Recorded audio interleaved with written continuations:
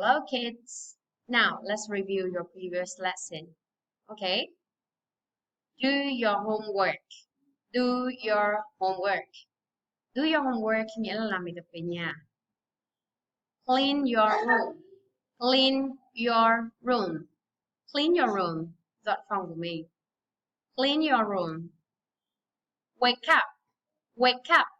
Khi các bạn gọi ai đó thức dậy, mình sẽ gọi wake up. Wake up. Go to bed. Go to bed. Khi người ta yêu cầu ai đó đi ngủ đi, người ta sẽ nói go to bed. Okay?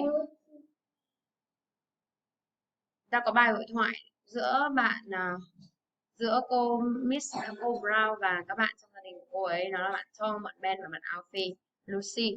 Chúng ta cùng nghe lại cho cô ạ. Missy Brown. Lucy, wake up. Tom, what are you doing? Playing. Stop playing and do your homework, please, Tom. Stop playing and do your homework, please, Tom. Okay, Mom. Ben, this place is so messy. Ben, this place is so messy. Clean your room right now. Okay. You look tired, Ben. Go to bed. Okay, Mom. Oh no. Go to bed, Alfie.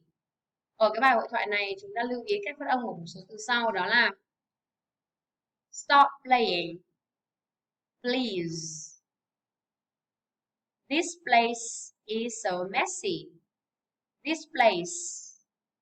Right now. Right now. Tired. Tired. You look tired. Em luyện tập, luyện đọc, học từ vựng và đọc bài thoại nha. Goodbye.